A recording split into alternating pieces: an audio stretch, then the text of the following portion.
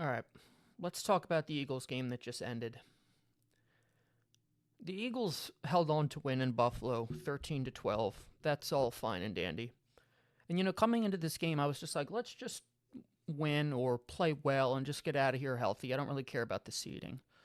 Well, as the game went on and they started to take a lead and they went up 13 to nothing, you're thinking, okay, they have a real chance not only to play well, but to win this football game and improve their seeding. So then they go into halftime up 13 nothing, and then the same thing that happens every time they've been up big this year happens. Nick Sirianni turns into a complete coward, and they score 0 points in the second half. And not only do they score 0 points, but for the second time this year, Jalen Hurts had a complete half of football with 0 passing yards and 0 completions. Now, if anybody is still arguing that this is an indictment on the quarterback, and this just proves how bad the quarterback is, then you are a nincompoop.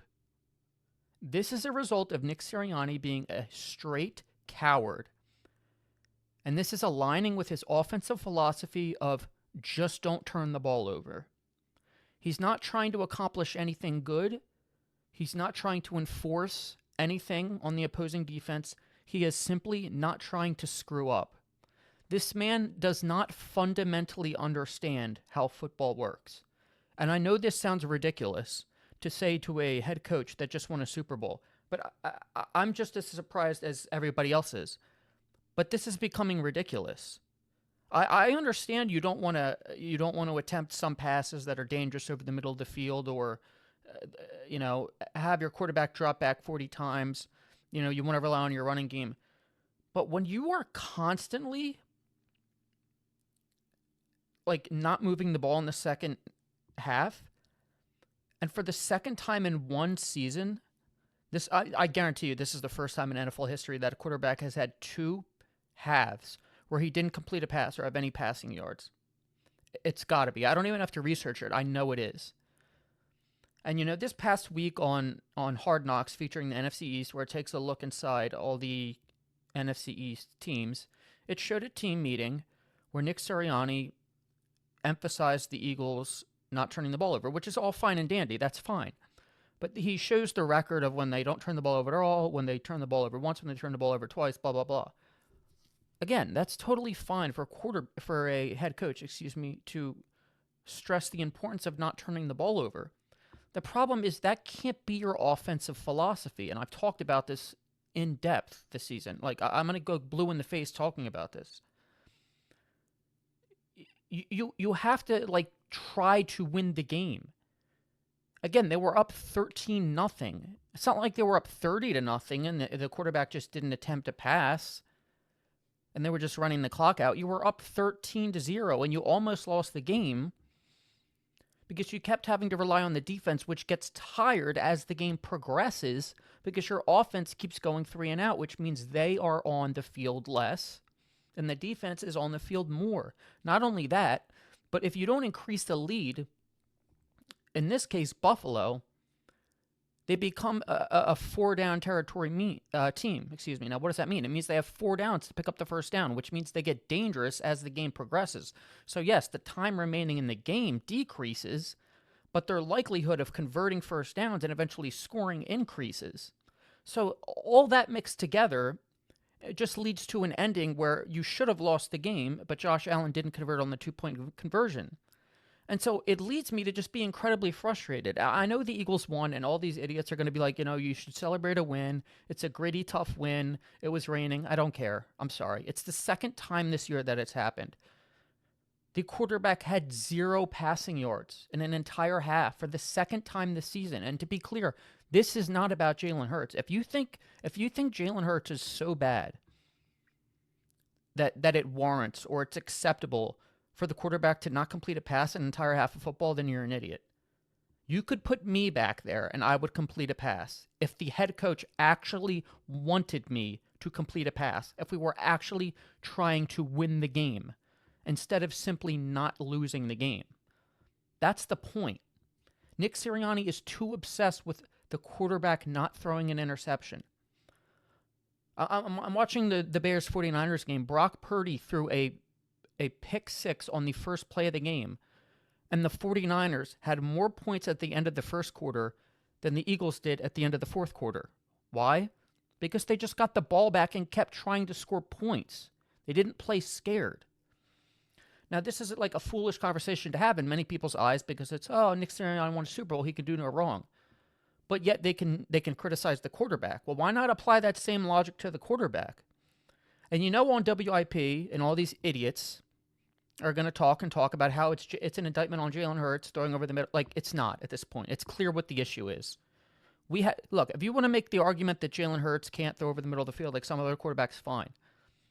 But this idea that he's so bad that it warrants playing this coward's offense, give me a break. This is a Nick Sirianni issue, and it is an issue.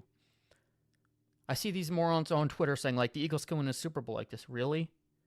The Eagles can win a Super Bowl when their quarterback throws for 0 yards and a half, when they have 17 total yards and a half? You think that's sustainable?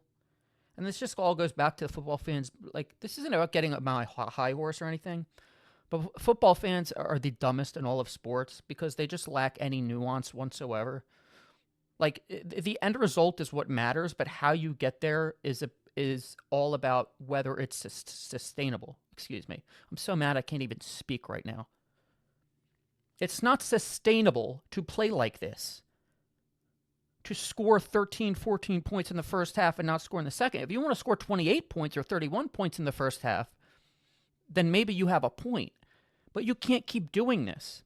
And the worst part is that when the Eagles lose, they don't learn their lesson.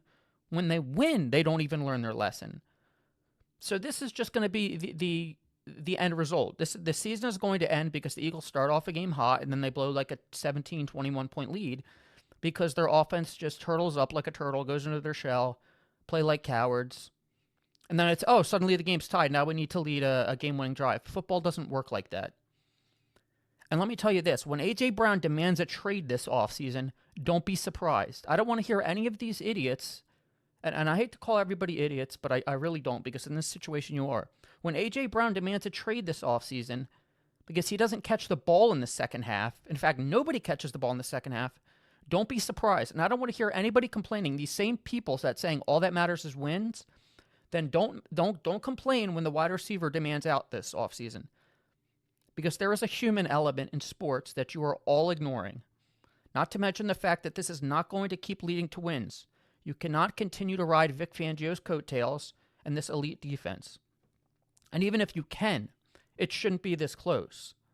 Nick Sirianni thinks that not turning the ball over is increasing their margin for error. It's not. Trying to actually win would increase your margin for error. But he just fundamentally does not understand football. I don't what happened in these 5 years where Nick Sirianni went from this great, innovative, not genius, but he was a progressive thinking head coach going forward on fourth down, the tush push, all this, to suddenly this guy that's afraid to throw the ball on first and second down in the second half of a football game.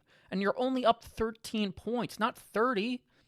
It was one thing in 2022 when the Eagles weren't scoring in second half of games. They were up by like 28 points. That's not the case this year. Stop talking about the team's record. Stop talking about how Nick Sirianni is a Super Bowl winning head coach. I don't care.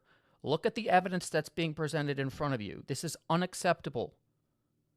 The process is terrible week to week, and they keep making the same mistakes. And meanwhile, we as fans have to suffer as people talk about how Jalen Hurts is a limited quarterback, 0 passing yards and a half, A.J. Brown's reading a book again, blah, blah, blah, blah, blah.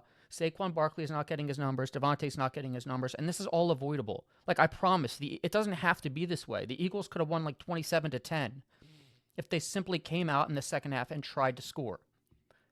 But this head coach is just interested in trying to survive and advance instead of, assert his style. And it's not like a style points thing. That's the biggest misconception. It's not about style points. It's about playing smart football and just scoring more points than your opponent. You can't score 13 points and then just be like, all right, we're cowards now. We're not going to try and run. We're not going to try and run anything. Just run the clock. It's just stupid football. But whatever. I just have to hammer this home because there are so many people on Twitter like, why are you complaining they won? Did you just start watching football yesterday? Do you think this is sustainable in any way? Maybe they do. I don't know. The Eagles play the Commanders next week to finish out the year. It's good that they got the win, but it's like I feel terrible after the win, which is just an amazing accomplishment for this team to continue to do to me this year. We'll see how this 49ers-Bears game plays out. We'll see if the Eagles play their starters next week or if Tanner McKee gets a start. And I can't wait for Tanner McKee to play well because he will play well. He's a good quarterback, and the final week of the season, backups play well, and everybody to go, see, it's the quarterback. And they're all idiots, but whatever. That's a talk for another day. Anyway, I'll see you guys next time. Give me a like, comment, subscribe, all that good stuff. And peace.